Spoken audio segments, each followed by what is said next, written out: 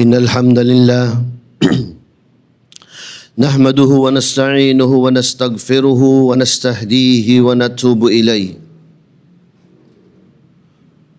ونعوذ بالله من شرور أنفسنا ومن سيئات أعمالنا من يهده الله فلا مضل له ومن يضلل فلا هادي له وأشهد أن لا إله إلا الله وحده لا شريك له وأشهد أن محمدا عبده ورسوله صلى الله عليه وعلى آله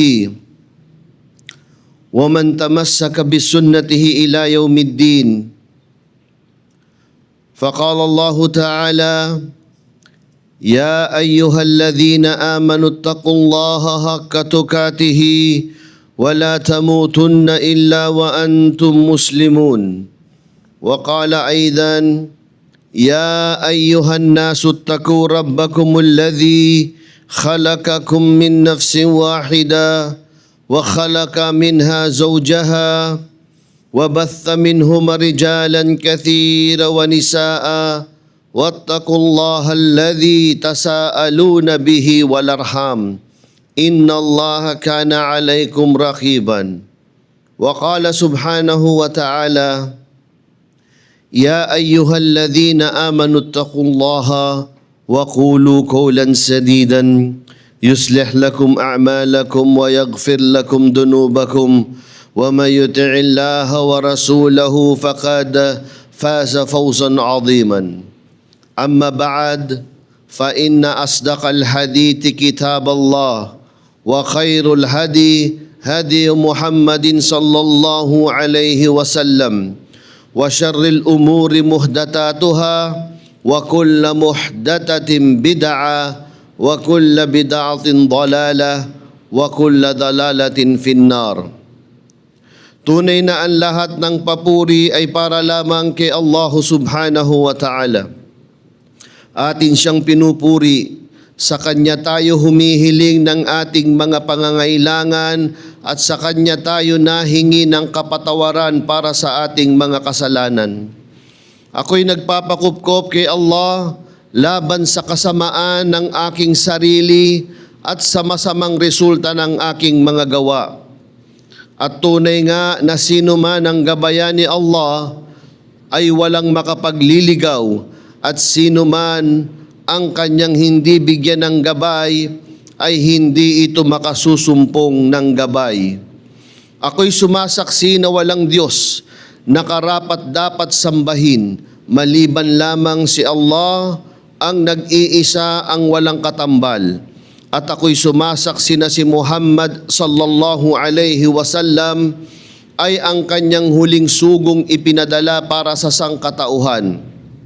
Sumakanya nawa ang pagbati, pagpapala at kapayapaan. At gayon rin sa kanyang mga kasamahan at sa lahat ng mga sumunod sa kanyang sunna hanggang sa pagsapit ng araw ng paghuhukom. Nagbanggit si Allah subhanahu wa ta'ala ng mga aya ng Quran patungkol sa pagpapaalala ng pagkakaroon ng takwa kay Allah. Sabi ni Allah subhanahu wa ta'ala, o mga sumasampalataya, matakot kayo kay Allah ng tunay at sapat na pagkatakot na para lamang sa Kanya. At huwag natin hahayaan na tayo'y daratnan ng kamatayan maliban na lamang na tayo ay mga tunay na mga Muslim. Sa isang aya binanggit pa ni Allah, Ya ayyuhan nas, o sangkatauhan, matakot kayo sa inyong Panginoon na nilikha kayo mula sa isang tao at mula sa taong ito ay nilikha ni Allah subhanahu wa ta'ala ang kanyang kapareha at sa kanilang dalawa ay nilikha ni Allah ang maraming kalalakihan at kababaihan. Wattaqullaha alladhi tasaaluna bihi wal arham. At pagkatapos nito, sinabi ni Allah na matakot tayo kay Allah na siyang magtatanong sa atin sa ginawa natin sa ating buhay wal arham. At tatanungin din tayo patungkol sa mabuting pakikitungo natin sa ating mga kamag-anakan. innallaha kana alaykum raqiban. At tunay nga na si Allah subhanahu wa ta'ala ay palagian sa atin ay nakamasid. At sa huling aya na binanggit ni Allah, ya ayyuhalladhina amanu ittaqullaha, o mga sumasampalataya, matakot kayo kay Allah, wa qulu qawlan sadidan. At pagkatapos nito ay magsalita tayo ng matuwid. Yuslih lakum a'malakum wa yaghfir lakum dunubakum. Pagkatapos nito ay pag-iinamin ni Allah ang ating mga amal, ang ating mga gawa, wa yaghfir lakum dunubakum. At patatawarin ni Allah subhanahu wa ta'ala ang ating mga kasalanan. Wa may yuti'illaha wa rasulahu faqad faza fawzan 'aziman. At sino man daw ang susunod kay Allah at sa kanyang sugo si Propeta Muhammad sallallahu alaihi wasallam, faqad faza fawzan 'aziman. At ay tunay nga nabibigyan ito ng dakilang tagumpay ni Allah subhanahu wa ta'ala. At sa pagpapatuloy, fa inna asdaqal hadithi kitab Allah, na ang tunay na kapanipaniwalang pananalita ay ang kitab ni Allah subhanahu wa ta'ala, ang Quran. At ang pinakamainam na gabay ay ang gabay ni Propeta Muhammad sallallahu alaihi wasallam. Wa syarril umuri muhdathatuha, at ang pinakamasama sa mga bagay na ito ay magdagdag at magbago tayo sa ating relihiyon. Sapagkat ang lahat ng pagbabago, lahat ng pagdaragdag ay tinatawag nating bid'a, at ang lahat ng bid'a ay papunta sa pagkaligaw, at ang lahat ng pagkaligaw ay papunta sa impyerno. Mga magulang at mga kapatid sa pananampalatayang Islam, purihin natin si Allah subhanahu wa ta'ala sapagkat tayo'y pinagsama-sama niya sa mabiyayang araw ng Jumaa upang nang sa gayon tayo ay makakuha ng maraming kabutihan na inihanda ni Allah subhanahu wa ta'ala sa araw na ito. Purihin natin si Allah subhanahu wa ta'ala na tayo ay pinili at hinirang niya na magsagawa ng pagsamba sa araw ng Jumaa, nang sa gayon ang ating mga pagkakasala ay kanyang patatawarin o pagtatakpan. Natunay nga na sinabi ng Rasul sallallahu alaihi wasallam, al-Jum'a ila al-Jum'a kaffar, o kamakala Rasul sallallahu alaihi wasallam, ang Jum'a daw anya hanggang sa susunod na Jum'a. Ang sabi ng mga ulama, kapag ikaw ay nagsala ng Jum'a nung nakaraang linggo at nagsala ka ngayon, sa pagitan ng dalawang Jum'a na yan, ang lahat ng ating mga pagkakasala ay patatawarin ni Allah subhanahu wa ta'ala. At kung kayo ay pinahintulutan ni Allah sa dami ng mga mananampalataya na kayo'y sumamba ng Jumaa ngayon, tunay nga na ibinibilang tayo ni Allah na sa kanyang patatawarin sa ating mga kasalanan, insyaallah ta'ala. Kaya't mga magulang, isa sa ating haligi ng ating pananampalataya ay ang paniniwala sa mga rusul, al-imanu bir-rusul. Ang sabi sa Quran, tayo'y naniwala sa mga sugo na ipinadala ni Allah subhanahu wa ta'ala. Amana ar-rasulu bima unzila ilayhi min rabbih. Tayo nanampalataya sa propeta at sa mga pinadadala sa kanya. At sa isang hadith na sinabi ng Rasul sallallahu alaihi wasallam, sa isang mahabang hadith, hadith Jibril, nang bumaba si Jibril alaihi salam sa anyong tao, nang tinanong sa kanya ano ang ibig sabihin ng iman, ang sinagot ng Rasul sallallahu alaihi wasallam, al-imanu billah wa malaikatihi wa rusuli wal yawmil akhir, nandiyan wa malaikatihi wa kutubihi wa qadri syarrihi wa khairihi. Binigyan tayo ng 6 na haligi ng pananampalataya. Ang iman natin kay Allah, ang iman natin sa mga kitab, sa mga manuskritong ipinadala ni Allah, ang iman natin sa mga sugot mga propeta, sa mga malaika, sa araw ng paghuhukom at sa qadar, Ito ang mga pundasyon ng pananampalataya ng mga Muslim. At ang isa dito ay ang pananampalataya sa mga sugong ipinadala. Kabilang dito ang sugong si Isa alayhi salatu wassalam.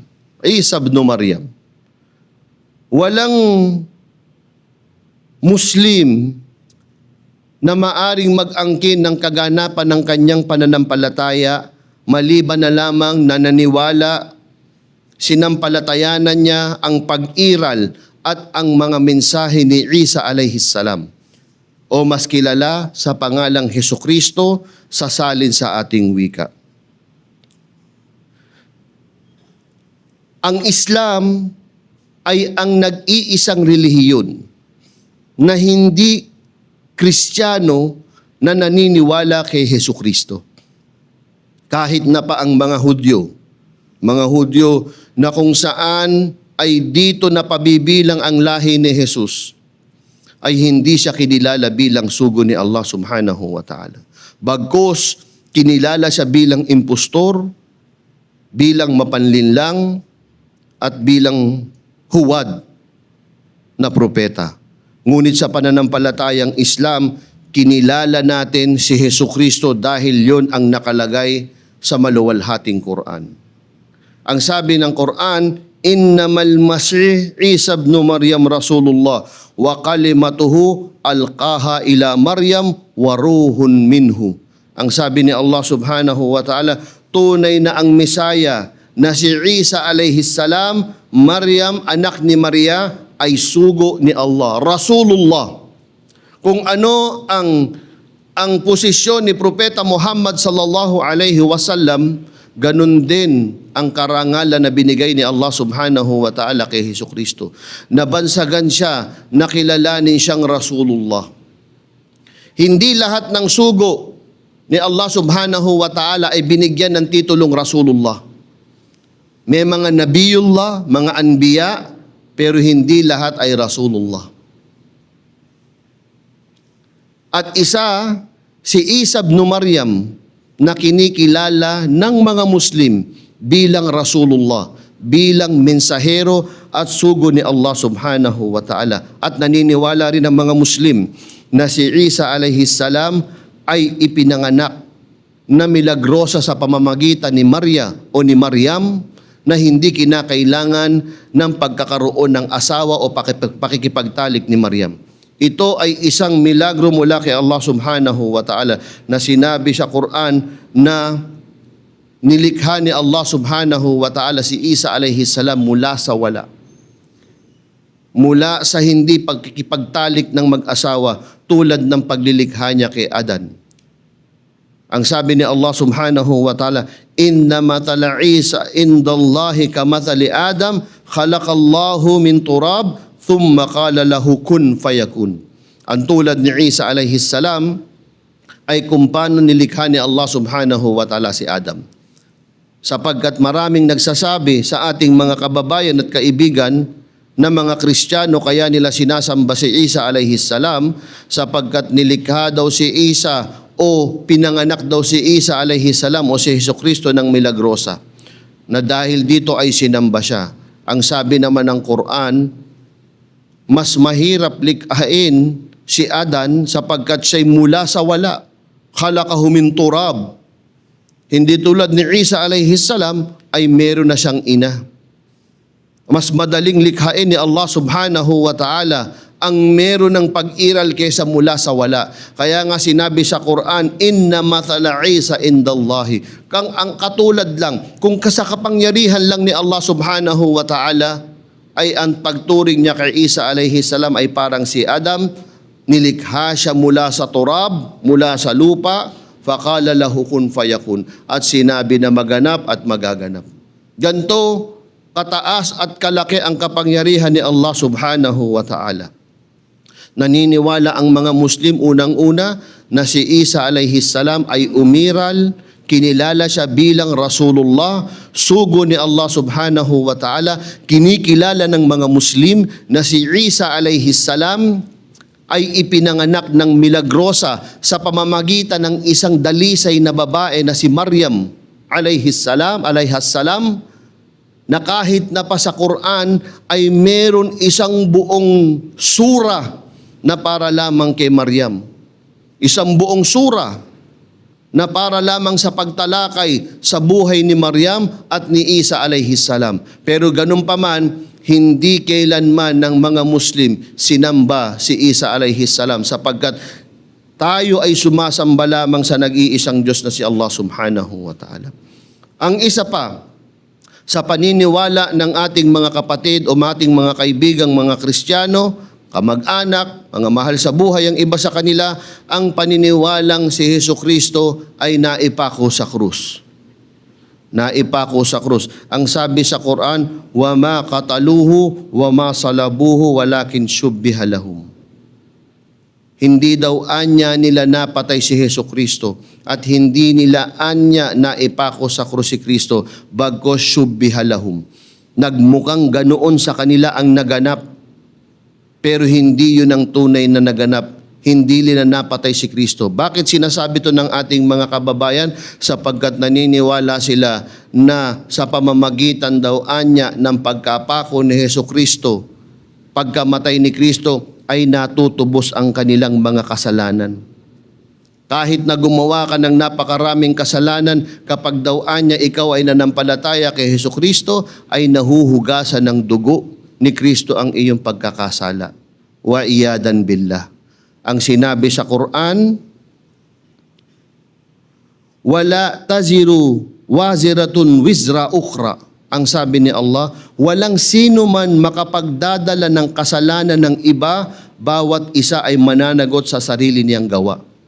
Ngunit ang paniniwala ng ating mga kababayan na sila'y gumawa ng kasalanan, kailangan daw anya mamatay at ipako si Hesukristo nang sa gayoy mahugasan ng kanilang kasalanan. Samantalang sinabi ni Allah subhanahu wa ta'ala sa banal na Quran, walang sino mang mananagot sa kasalanan ng iba. Hindi pwedeng kasalanan natin, kasalanan ng bawat isa sa atin ay sasabihin natin, ang sugo ni Allah o Rasulullah o isang dakilang nilalang ni Allah subhanahu wa ta'ala ang mananagot dito. Hindi pinaniniwalaan ng Quran at hindi ito aral ni Hesukristo na kailangan niyang tubusin ang kasalanan ng bawat isa. Sa Islam, ang magpaglilinis ng kasalanan mo kung ikaw ay nais magbalik loob kay Allah subhanahu wa ta'ala, unang-una, kung galing ka sa labas ng pananampalataya o ibang paniniwala, ang maglilinis sa iyo ay ang syahada. Pag sinabi mong la ilaha illallah khalisan bi qalbihi dakhalal jannah.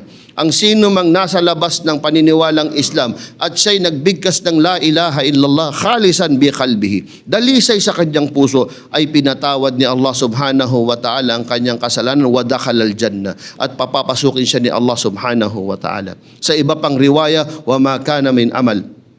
At kahit na pawala pa siyang nagagawang mabuti, sabi ng Rasul sallallahu alaihi wasallam sa pagpapaliwanag ng hadith, na ang isang nagsabi ng la ilaha illallah, na ang kanyang dalisay na puso ay totoong naniniwala kay Allah at siya'y inabutan ng kamatayan at ang kanyang manakaraang buhay ay puro pagsuway, ay patatawarin siya ni Allah subhanahu wa ta'ala.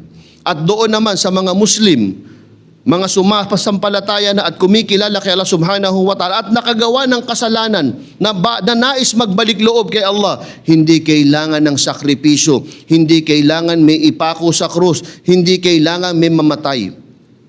Hindi katulad ng paniniwala ng ibang pananampalataya, lalo ang ating mga kababayang Kristiyano, na kung kinakailangan na sila'y mapatawad sa kasalanan, kailangan na may magsakripisyo. At dito nga, ang paniniwalang kailangan ipako si Isa alayhi salam sa krus. Sa isang Muslim, kung nais natin magbalik loob kay Allah subhanahu wa ta'ala, tayo ay nagtatauba. Tayo ay nagtatauba, nagbabalik loob. Hindi kailangan ng sakripisyo. Hindi kailangan ng sakripisyo, hindi kailangan may patayin, hindi kailangan may ialay. Ang kailangan lang ng isang mananampalataya ay sinserong magbalik loob kay Allah subhanahu wa ta'ala. Kaya mga magulang at mga kapatid sa pananampalatayang Islam, ang pagtalakay sa pananampalataya sa mga propeta ay isang mahalagang bagay sa Islam. Tayo bilang mga Muslim ay nananampalataya at naniniwala kay Isa alayhis salam. At sinabi pa sa Quran, walang pinakamalapit sa puso ng mga mananampalataya maliban sa silang nagsasabing mga tagasunod ni Isa alayhis salam. Mahalagang maunawaan natin ano ang tamang paniniwala ng Muslim kay Hesukristo nang sa gayon magkaroon tayo ng kaalaman kung paano to ipaliwanag sa ating mga kababayang mga hindi Muslim. Tayo ay naniniwala kay Hesukristo, walang Muslim na magiging tunay na Muslim maliban na lamang na meron siyang pananampalataya kay Isa alayhis salam. Hindi magiging ganap ang pagiging Muslim ng isang nagsasabing siya'y Muslim maliban na lamang naniwala at sumampalataya siya sa mensahe ni Isa alayhis salam na siya'y ipinadala ni Allah subhanahu wa ta'ala bilang sugo. Pero ang kilalanin siyang Diyos, anak ng Diyos, ipinako sa krus at iba pang mga kabanalan na pumapantay siya kay Allah subhanahu wa ta'ala, ito'y i-reject ng mga Muslim.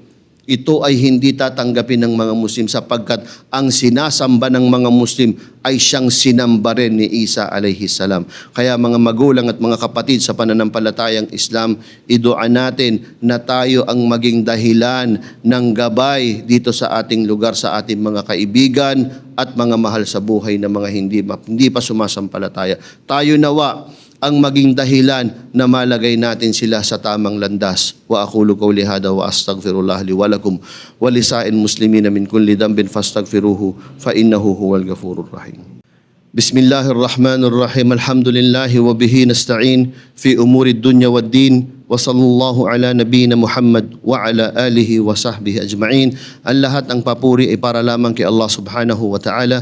Pagbati, pagpugay ay sumakanyang sugo nawa na si Propeta Muhammad sallallahu alaihi wasallam at gayon rin sa kanyang mga kasamahan at sa lahat ng tumangkilik sa kanyang sunna hanggang sa pagsapit ng araw ng paghuhukom. Sinabi ni Allah subhanahu wa ta'ala sa Quran, "Laqad kafara alladhina qalu inna Allahu wal Masih ibnu Maryam." Tunay nga na sila ay nakagawa ng kufur sa silang nagsabi na si Isa ay si Allah subhanahu wa ta'ala. Kaya tunay na ang ating mga kababayan na tumuturing kay Hesukristo, kay Isa alayhis salam na si Allah subhanahu wa ta'ala o anak ni Allah subhanahu wa ta'ala o kapantay ni Allah subhanahu wa ta'ala, laqad kafar. Na sila ay tunay nga na tumangging sumampalataya. At ito ay tatanungin ni Allah subhanahu wa ta'ala. Sinabi sa Quran, Ya Isa. Tinanong ni Allah, O Isa, Ya Isa ibn Maryam, aanta qulta linnasi ittakhaduni wa ummi ilahayni min dunillah? Sabi ni Allah subhanahu wa ta'ala sa yawmil qiyamah, Ya Isa ibn Maryam, itinuro mo ba sa mga tao na kilalanin ka at iyong ina bilang mga Diyos maliban pa kay Allah subhanahu wa ta'ala? Ang sagot ni Isa alayhis salam, Qala subhanaka ma yakuni li an aqulu ma laysa li bihaqqin. Sabi ni Isa alayhis salam, Subhanallah, luwalhatiin ka ya Allah subhanahu wa ta'ala, hindi ko maaring sabihin ang mga bagay na wala akong karapatang sabihin. Mismong si Hesukristo ang sasaksi sa araw ng paghuhukom sa silang mga nagsabi na sambahin siya o sambahin ang kanyang ina. Tatanungin ni Allah subhanahu wa ta'ala si Isa alayhis salam sa harap ng mga tao, Aanta qulta lahum, sinabi mo ba sa kanila na sambahin kanila? Ang isasagot ni Isa alayhis salam, Subhanallah, Subhanakallah. Wala akong karapatan, Ya Allah, na sabihin ang mga bagay na yan. Sabi ni Isa alayhis salam. Kaya napakahalaga na maiparating natin ang mensahe na to. Ma qulta lahum illa ma amartani bihi. Wala akong ibang sinabi sa kanila. Wala, sabi ni Isa alayhis salam, wala akong ibang sinabi sa kanila illa ma amartani bihi. Maliban sa mga bagay na iniutos mo sa akin, Ya Allah. Kaya nga naman, kahit na ang kanilang Biblia ngayon, kung babasahin at susuriin, walang ni isang salita doon na sinabi ni Isa alayhis salam na ako ay Diyos, anak ng Diyos, kabahagi ng Diyos at sambahin niyo ko. Wala. kahit na pa marami ng pagbabago na ginawa ang kanilang mga panta sa kanilang aklat, ay hindi hinayaan ni Allah na magkaroon ng kataga doon na sabihin ni Hesukristo na ako'y Diyos at sambahin niyo ko. Sapagkat sinabi sa Quran, ma qultu lahum illa ma amartani. Wala akong ibang sinabi sa kanila, ya Allah, o ipinangaral sa kanila, maliban sa sinabi mo, maliban sa iniutos mo sa aking sabihin sa kanila. Ana'budullaha rabbi wa rabbukum, nasambahin ka na nag-iisang Diyos na si Allah subhanahu wa ta'ala, na ikaw ang aking Panginoon at inyong Panginoon, na ito'y pinapatunay kahit sa kanilang kasulatan na mismong si Hesukristo, si Isa alayhi salam, hindi kailanman sinabi na siya'y Diyos, bagkus nakasulat sa kanilang kasulatan na sinasabi na sambahin nyo ang nag-iisang Diyos. Ngunit ganun pa man, lalo sa mga araw na ito, nagdiriwang o may ginagawang orasyon ang ating mga kababayan. Bakit? Dahil ba ito'y sa utos ni Isa alayhi salam? Dahil ba ito'y siya ginawa ng kanyang mga disipulo at mga kasamaan? Hindi. Ang sinabi sa Quran, wa idha qila lahum ittabi'u ma anzalallahu kal nattabi ma alfayna alayhi abaana. Sabi sa, pag sinabi natin sa kanila, wa idha qila lahum, pag sinabi natin na sundin nyo ang ipinadala ni Allah subhanahu wa ta'ala, ang Quran o mismong ang Injil, kapag sinabi natin sa mga taong ito na sundin nyo ang Injil, ang gagawin nila, qalu bal nattabi ma alfayna alayhi abaana. Ang aming susundin, alin? Ang mga nakagisnan namin o yung daladala ng aming mga ninuno. Ang ginagawa ng ating mga kababayang Kristiyano ngayon, na ginagawa nila ng pagrespetuan niya, yung itim na Nazareno na yan, ng pagpunta sa kanilang tinatawag na pilgrimo na yan, pag sinabi natin sa kanya na wa'id qila lahum ittabi'u ma anzalallah, yan ba'y inutos ni Allah o inutos sa inyo ni Isa alayhi salam?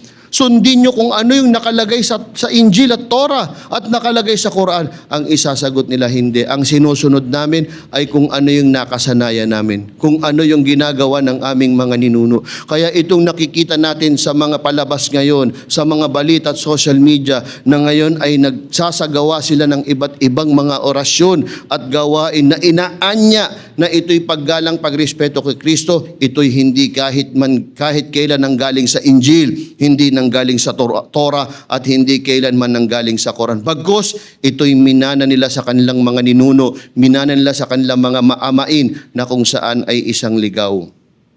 Ano naman ang responsibilidad ng mga Muslim? Sinabi ni Allah subhanahu wa ta'ala sa Quran, Kul ya ahlal kitab, Muhammad, sabihin mo sa mga ahlal kitab, la taghlu fi dinikum wa la taqulu alallahi illal haq. Sinabi ni Allah kay Muhammad na dapat nating gawin din mga Muslim, kul ya ahlal kitab, sabihin mo sa mga angka ng kasulatan, ang mga Kristiyano at mga Hudyo, la taghlu fi dinikum. Huwag kayong maging malabis sa inyong relihiyon, huwag niyong baguhin ang inyong relihiyon, huwag niyong dagdagan ang inyong relihiyon, wa la taqulu alallahi illal haq, at huwag kayong magsalita ng patungkol kay Allah subhanahu wa ta'ala illal haq, maliban sa ito'y haq, maliban sa ito ay katotohanan. Innamal masih Isa ibn Maryam Rasulullah, tunay na ang Masih, ang Mesaya na si Isa alayhi salam, Jesus anak ni Maria, Rasulullah, siya ay tunay nasugo ni Allah subhanahu wa ta'ala, wa kalimatuhu alqaha ila Maryam wa ruhun minhum, na siya, ang salita ni Allah subhanahu wa ta'ala ay binigay kay Maria at ang kanyang espiritu na ruhum minhu, ruhul qudus. Paamanu billahi wa rasulihi, kaya't manampalataya kayo kay Allah subhanahu wa ta'ala wa rasulihi. Wala taqulu talatha, at huwag nyo sabihin tatlo, Trinity, tatlong Diyos na may isang persona. Fantahu, tigilan nyo ang paniniwalang ito. Khairan lakum, ito ang mabuti para sa inyo. Innamallahu ilahun wahid, tunay na si Allah ay ang nag-iisang Diyos. Subhanahu ay yakunu lahu waladun, siya ay kapuri-puri at isang malaking kaluwalhatian sa kanya. Hindi kailanman siya pwede magkaroon ng anak. Lahu ma fis samawati wa ma fil ard. Sa kanya o siya ang nagmamay-ari ng kalangitan at kalupaan. Paano siya magkakaroon ng katulong? Paano siya magkakaroon ng kanyang sasandigan o sasandalan? Wa kafa billahi wakilan. At sapat na si Allah ang tagapamahala ng lahat na ito. Sabihin natin sa ating mga kababayan at mga kaibigan at maaring ang iba sa kanila ay mahal natin sa buhay, na la taglu fi dinikum, huwag kayong maging malabis sa inyong relihiyon. Ang Islam lamang ang naging dinul wasati, ang Islam ang din na moderate. Ang mga Kristiyano ay itinaas nila si Hesukristo ng pinakamataas na antas, na kilalaning Diyos, anak ng Diyos, kapantay ni Allah subhanahu wa ta'ala. At ang mga Hudyo naman ay binaba si Isa alayhi salam, na kinilala siyang impostor, na kinilala siyang huwad, at maraming sinabing kasamaan sa kanya. Binaba siya ng Hudyo at itinaas siya ng Kristiyano. Ang mga Muslim ay kinilala siya ng tama at tamang pagkilala para sa kanya. Kinilala siyang Rasulullah. Siya'y hindi itinaas ng mataas at hindi siya binaba, at nilagay siya sa tunay niyang kalagayan bilang dakilang sugo ni Allah subhanahu wa ta'ala. Bilang mabuting ehemplo at bilang isang mabuting Muslim. Sa araw ng paghuhukom, magbabalik si Isa alayhi salam sa paniniwala ng mga Muslim at patutunayan niya ang lahat ng mga bagay na ito. At ito'y kabahagi sa paniniwala ng mga Muslim. Kaya mga magulang at mga kapatid sa pananampalatayang Islam, idua natin na nawa na ibilang tayo ni Allah subhanahu wa ta'ala na nasa tamang gabay. Idua natin kay Allah subhanahu wa ta'ala na tayo'y nasa tamang gabay, ay maging sanhirin tayo ng gabay ng iba. Ipaliwanag natin sa kanila ang tama na paniniwala at pananampalataya kay Isa alayhi salam, at ibilang nawa tayo ni Allah subhanahu wa ta'ala sa kanyang bibiyayaan ng Jannah dahil sa tayo ay naniwala sa kanyang mga sugo ng tama at tunay na paniniwala na inutos sa atin ni Allah subhanahu wa ta'ala. Ibadallah, inna Allah amarakum bi amrin azim, amarakum bis salati was salami ala nabiyil karim, faqala inna Allah wa malaikatahu yusalluna ala nabi ya ayyuhalladhina amanu sallu alayhi wa sallimu tasliman. اللهم صل على محمد وعلى آل محمد كما صليت على إبراهيم وعلى آل إبراهيم في العالمين إنك حميد مجيد وبارك الله محمد وعلى آل محمد كما باركت على إبراهيم وعلى آل إبراهيم في العالمين إنك حميد مجيد اللهم إنا دعوناك فاستجب لنا دعاءنا فاغفر لنا الذنوب وإسرافنا في أمرنا اللهم اغفر للمؤمنين والمؤمنات الأحياء منهم والأموات برحمتك يا أرحم الراحمين ربنا آتنا في الدنيا حسنة وفي الآخرة حسنة وقنا عذاب النار وقنا عذاب النار وقنا عذاب النار عباد الله اذكروا الله ذكرا كثيرا وسبحوا بكرة وأصيلا وآخر الدعوانا أن الحمد لله رب العالمين وأقيموا الصلاة.